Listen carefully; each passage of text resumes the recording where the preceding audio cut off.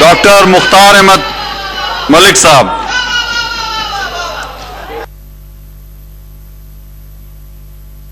जी mic खोलें जी। Chair सफेद button दबाएं जी। माइक ऑन हो गया जी। बिस्मिल्लाहिर्रहमानिर्रहीम। शुक्रिया जनाब स्पीकर। तहरीक इंसाफ की हुकूमत का तीसरा बजट हर बजट की तरह इस दफा भी पाकिस्तान की अवाम इस उम्मीद पे रही कि शायद उनसे जो वादे किए गए उनकी तकमील के लिए शायद कोई अमली कदम उठाया जाए, लेकिन शोमिया किस्मत इस बार भी उनको मायूसी के सिवा कुछ ना मिला। तहरीक इंसाफ ने जो हुकूमत 22 माह शुरू की वोट चोरी करके, उसके बाद सबसे पहले बिजली की कीमतों का बहरान आया, फिर गैस दवाइयों की कीमतों का बहरान आया, खाद की कीमतों का, आटे का, चीनी का, टैक्स शॉर्टफॉल का बहरान, और आज पेट्रोल के बहरान से हम रोज जा रहे हैं। तहरीक इंसाफ की हुकूमत के बाद तकरीबन 1 करोड़ लोग बेरोजगार होने जा रहे हैं। 50 लाख घराने पॉवर्टी इंडेक्स के अंदर के नीचे आ रहे हैं। जनाब स्पीकर, हमारे वजीर आजम साहब लाइफ और लाइवलीहुड की बात करते हैं, और चौंका मैं इन्हीं 2 सेक्टर्स के हवाले से आज बात करूंगा। और चौंका वो जब लाइवलीहुड की बात करते हैं तो शायद एम्प्लॉयमेंट की बात करते हैं। तो पाकिस्तान के 6 करोड़ एम्प्लॉयड फोर्स में से तकरीबन 3 करोड़ की एम्प्लॉयड फोर्स जो है वो एग्रीकल्चर सेक्टर के साथ है। लेकिन जनाब स्पीकर, वो एग्रीकल्चर सेक्टर जो खाली ना सिर्फ 24% ऑफ द GDP है, लेकिन वो 50% 3 करोड़ लोगों के रोजगार का जरिया है। इस बजट में और इससे पहले जो बजट आए उसमें हुकूमत ने क्या किया मैं आपको बताता हूं। 1972 का जो सर्वे हुआ, पाकिस्तान का टोटल कल्टिवेबल लैंड काबिल काश्त रकबा 22.1 मिलियन हेक्टर था। फूड और agriculture organization of United Nations जो है वो कहती है कि 10 मिलियन हेक्टर इसमें ऐड हो सकता है, जिसके लिए आज तक हुकूमत ने कोई काम नहीं किया। यहां पे इस चेयर पे बैठे स्पीकर ने टास्क फोर्स बनाई। टास्क फोर्स का काम यह होना चाहिए था कि काश्तकारों के लिए आसानियां पैदा करते, लेकिन पता नहीं उस टास्क फोर्स ने क्या किया। आज किसान जो अपने हिस्टोरिकली सबसे कम पर एकड़ प्रोडक्शन पे पहुंच चुके हुए हैं, वो गंदम हो, वो कॉटन हो, वो कोई और क्रॉप हो, उनको कोई ये नहीं बता रहा कि ये क्लाइमेट चेंज की वजह से है या किसी और वजह से है। जनाब स्पीकर, रिसर्च की बात करें तो कहते हैं कि रिसर्च के लिए तनख्वाहें तो देते हैं, लेकिन रिसर्च के लिए पैसे कोई नहीं देते कि रिसर्च हो सके और ये पता चल सके कि आज पाकिस्तान के काश्तकार किस तरह के बीज इस्तेमाल कर रहे हैं और किस तरह की वो सफर से गुजर रहे हैं। जनाब स्पीकर, ट्यूबवेल रेट्स पे आता हूं। बहुत बड़ा लतीफा, 5 रुपए का यूनिट, यहां पे बार बार कहा जाता रहा काश्तकारों को 5 रुपए का यूनिट दिया जा रहा है। क्वार्टर एडजस्टमेंट डिस्चार्ज के नाम पे जो छोटे काश्तकार हैं उन पे 5% की एडजस्टमेंट ली जाती है, और जो बड़े काश्तकार हैं जिनके बड़े रकबे और ज्यादा यूनिट चलाते हैं उनसे सिर्फ 2.5% लिए जा रहे हैं। खाद की सब्सिडी में एक और लतीफा सुने। खाद की सब्सिडी की जब बात आती है तो कहते हैं कि आप खाद खरीदे, टोकन ले, उसमें से टोकन निकलेगा, फिर जाके लाइन में लग जाए। इमरान खान साहब खुद 22 साल लाइन में लगे रहे हैं, अब चाहते हैं कि पूरी कौम भी लाइन पे लगी रहे। और उसके बाद आ जाते हैं जनाब स्पीकर, ज़राई तरक्याती बैंक। जनाब स्पीकर, मजाक काश्तकारों के साथ। आज जब टाइबर 8% पे है तो आपको पता है कि ज़राई तरक्याती बैंक जो सबसे बड़ा इंस्ट्रूमेंट है एग्रीकल्चर सेक्टर के अंदर लिक्विडिटी इंजेक्ट करने का, वो किस परसेंट पे आपको दे रहे हैं काश्तकारों को? 8+5% पे, 13% पे वो काश्तकारों को इस्तेसाल कर रहा है, और कोई पूछने वाला नहीं है। ये हुकूमत जिसने ये ज़राई तरक्याती बैंक बनाने का मकसद सिर्फ ये था कि किसानों की जो है उनकी मुश्किलात में कमी लाए, और वो 13% सूद लेकर किसानों का इस्तेसाल कर रहा है। जनाब स्पीकर, आज इस मुल्क के अंदर अगर सबसे ज्यादा किसी चीज की जरूरत है तो वो एक नेशनल कमीशन ऑन एग्रीकल्चर की है। एक इंडिपेंडेंट कमीशन की जरूरत है, जिस कमीशन को एक तमाम स्टेक होल्डर जिसके मेंबर हो, प्राइवेट सेक्टर से भी और पब्लिक सेक्टर से भी, और वो नेशनल कमीशन रेगुलेट करे ज़राई अजनास को, वो इंटरनेशनल और लोकल सप्लायर्स को देखते हुए किसानों की अजनास की कीमतें मुकर्रर करे। और मैं समझता हूं कि ये वक्त है कि इस वक्त के अंदर हमें अगर अपने काश्तकारों के लिए कुछ करना है तो एक ऐसा रेगुलेटर इदारा, ऐसी कमीशन बनाया जाए जो उनका मदावा करे उनके दुखों का। जनाब स्पीकर, लोकस्ट ने काफी नुकसान किया। हमारे ऑनरेबल मेंबर सिंध से कहते थे और हम कहते थे शायद ये बात कर रहे हैं सुबाइयत की, लेकिन उनकी बात सच साबित हुई जो आज से 8-10 महीने पहले वो करते थे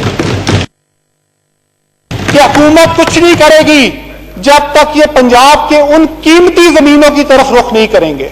और आज जब उस बेल्ट की तरफ इसने रुख किया जो कि बहुत कीमती है, तो आज पूरा मुल्क की मशीनरी हरकत में आई और लोकस के खत्म करने के लिए शायद कोई इकदाम कर रहे हैं। और आज जनाब स्पीकर, इसके अंदर लोकस तो खत्म किया जा रहा है, लेकिन जिन लोगों की फसलें सफर हुई हैं उनके लिए कोई किसी किस्म का पैकेज का अनाउंसमेंट नहीं हुई। बराए मेहरबानी मेरी आपसे रिक्वेस्ट है कि आप इसके लिए जिन लोगों का नुकसान हुआ है उन लोगों के लिए जिस तरह पहले उन लोगों का मदावा होता था अब भी उनका मदावा किया जाए और पर एकड़ हर जमींदार को पैसे दिया जाए, कॉम्पेंसेशन दी जाए। जनाब स्पीकर, अब आ जाता हूं लाइफ, जो हमारे प्राइम मिनिस्टर साहब की सेकंड प्रायोरिटी है, जो बार बार कहते हैं जिंदगी से जिंदगानी बचाना ज्यादा जरूरी है। यहां पे तमाम मेडिकल फ्रेटर्निटी को बार बार सलाम पेश किए गए। जनाब स्पीकर, मैं सलाम पेश नहीं करूंगा, मैं उनसे माफी मांगूंगा आपकी तरफ से, इस ऐवान की तरफ से और पूरी कौम की तरफ से उनसे माफी मांगूंगा। जनाब स्पीकर, मैं माफी मांगूंगा उनसे कि इस हुकूमत की इनकॉम्पिटेंस, मिजरेबल गवर्नेंस और क्रिमिनल नेग्लिजेंस की वजह से आज वो और उनके खानदान इसका मुकाबला कर रहे हैं और उनका कोई पुरसाने हाल नहीं है।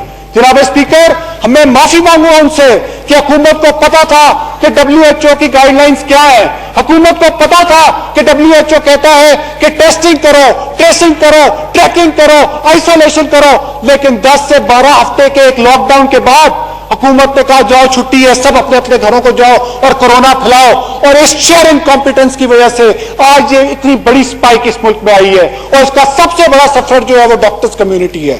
जनाब स्पीकर, मैं माफी चाहता हूं उन लोगों से, उन डॉक्टरों से कि हमारा ऐवान इतना इनकॉम्पिटेंट, इतना नाअहल और इतना बेतकीर है कि यहां पे कोविड के बारे में बहस तो हुई लेकिन हम किसी फैसले पे ना पहुंच सके, हम किसी ऐसे फैसले पे ना पहुंच सके जो आवाम की जानों को बचा सके, जो आवाम के और डॉक्टरों की जानों को बचा सके। मैं माफी चाहता हूं इन तमाम आवाम से भी और डॉक्टरों से भी। जनाब स्पीकर, अगर हमारे हुक्मरान ये समझते हैं कि अगर हम लोग इकॉनमी बचा लेंगे तो यकीन करें इकॉनमी इस तरीके से नहीं बचेगी। आपको पहले जाने बचाना होंगी, फिर इकॉनमी बचेगी। और जाने बचाने के लिए हम नहीं कहते कि सख्त लॉकडाउन करें, लेकिन जनाब स्पीकर, जो दुनिया के अंदर प्रैक्टिसेस हैं उन प्रैक्टिसेस को खुदारा फॉलो करें। मैं नहीं कहता कि न्यूजीलैंड को फॉलो करें, मैं नहीं कहता कि साउथ कोरिया को फॉलो करें, लेकिन जनाब स्पीकर, वियतनाम, बांग्लादेश, फिलीपींस को तो फॉलो किया जा सकता है। हम उन प्रैक्टिसेस को भी फॉलो नहीं कर रहे। हम लोग क्या साबित करना चाह रहे हैं यहां पे? लेकिन जब मैं इमरान खान साहब का बयान सुनता हूं कि ये एक फ्लू है, और जब 53 पॉपुलेशन का जो प्रोविंस है उसके चीफ एग्जीक्यूटिव की बात सुनता हूं कि मीटिंग में अपने सेक्रेटरी से पूछते हैं कि वायरस काटता कैसे है, तो ऐसे लोगों से इसी तरह की ही तवक्को की जा सकती है। जनाब स्पीकर, बार बार कहते हैं कि ऑपोजिशन तनकीद बराए तनकीद करती है। ऑपोजिशन का काम सिर्फ हमारी पॉलिसियों पे है। आज टाइम मैगजीन का एक कॉलम आया जनाब, एक आर्टिकल आया है, इयन ब्रेमर जिसने ये कॉलम, ये आर्टिकल लिखा है, एक इंडिपेंडेंट एनालिस्ट है, कोलंबिया यूनिवर्सिटी में जियोपॉलिटिक्स पढ़ाता है, बहुत लंबा चौड़ा है, लेकिन चंद एक बातें जो उन्होंने लिखी है जनाब स्पीकर आप भी जरूर पढ़िएगा, वो मैं यहां पे जिक्र करता चलूं। इयन ब्रेमर साहब कहते हैं Pakistan is nowhere near in the list of the countries that have delivered the world's best corona virus response. आगे जाके लिखते हैं Pakistan will stand out as cautionary tale for the world. फिर लिखते हैं Pakistan has done very little in dealing with health and economy fall out of panic. और आखिर में उन्होंने कमाल ही लिखते हैं, आखिर में इयन ब्रेमर साहब लिखते हैं कि even before corona virus 55% of Pakistanis believed Khan and his ministers are incompetent. ये एक इंडिपेंडेंट मैगजीन जिसके कवर फोटो पे इमरान खान साहब की तस्वीरें आती थी तो पीटीआई वाले डांस करते थे, ये उस मैगजीन में ही आया है। जनाब स्पीकर, बात मुख्तसर करें अपनी तकरीर, आखिरी 1 मिनट है। जनाब स्पीकर, यहाँ पे बहुत बहुत टाइम दिया गया, एक ही दफा बोलना है। उनके पास उनकी जमात का टाइम है, उनके पास रहता है उनकी जमात का टाइम। देखें कि लिखने को भी कोई तैयार नहीं है। टाइम खत्म हो चुका है, तो आपसे 10 मिनट का टाइम है। हाइड्रोक्सी क्लोरोक्विन से शुरू हुआ, कोविड की दवाई और इलाज के हवाले से शॉर्ट हुकूमत का कोई ऐसा जेस्चर नजर नहीं आया कि हुकूमत सीरियस है। मास्क महंगे और शॉर्ट, सैनिटाइजर्स, ऑक्सीजन गायब। इवन यहां पे एक ऑनरेबल मेंबर ने कहा कि मुझे पार्लियामेंट लॉजेस में भी ऑक्सीजन नहीं मिल सकी। तफसीली जमात जिसके ट्रायल्स दुनिया में जा रहे हैं, रोश बनाती है। आज एनडीएमए को अब हमने जाके कहा है कि जनाब इंपोर्ट करें। यहां पे लोगों ने 7-7 लाख रुपए में खरीदा 16,000 का इंजेक्शन। डेमेसिफेर अभी तक पाकिस्तान में अवेलेबल नहीं है, दुनिया में उसके ट्रायल्स चल रहे हैं। और डेक्सामेथाजोन 57 कंपनीज बनाती हैं। हमारे जनाब जो एडवाइजर साहब हैं वो कहते हैं 57 कंपनीज बनाती हैं और हुकूमत का ये कंट्रोल है कि आज वो कहीं पे अवेलेबल नहीं है। जनाब स्पीकर, सरगोदा, मुझे नहीं पता सिंध के रिमोट एरियाज का, मुझे नहीं पता डीजी खान के रिमोट एरियाज का, लेकिन मैं सरगोदा जो कि लाहौर से सिर्फ 2 घंटे, अगर वहां पे भी कोई सस्पेक्टेड पेशेंट जाए तो उसका 4 दिन बाद टेस्ट आता है। 4 दिन तक उसका कोई परेशानी हाल नहीं है कि वो पॉजिटिव है या नेगेटिव है।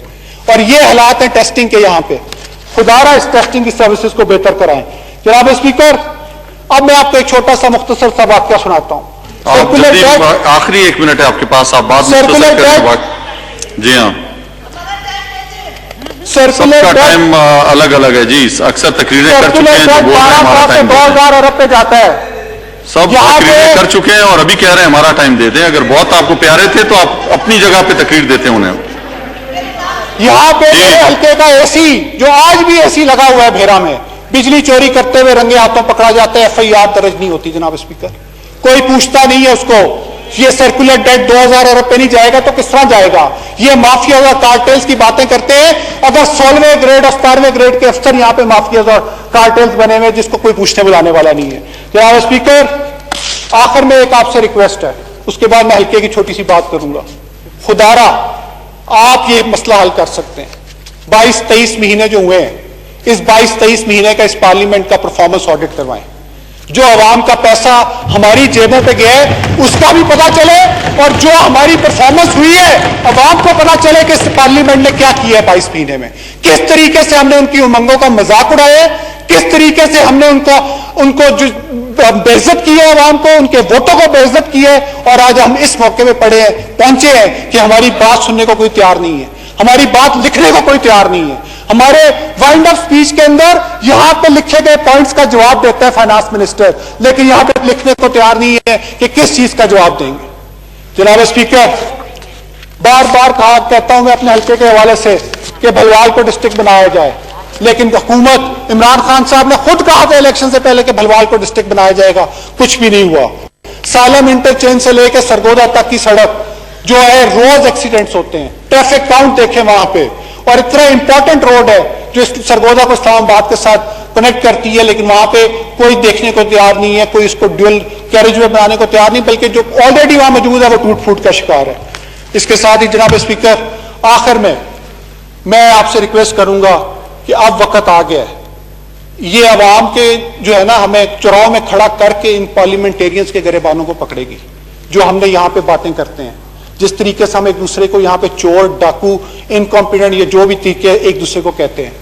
और मैं साल में एक ही दफा बारी मिलती है, अगले साल पता नहीं हुकूमत होगी, असेंबली होगी, नहीं होगी, क्या होगा। मैं आपसे रिक्वेस्ट करता हूँ, खुदारा इसका तकद्दस इस तरह पामाल मत करें। Thank you very much. बहुत शुक्रिया जी, बहुत शुक्रिया।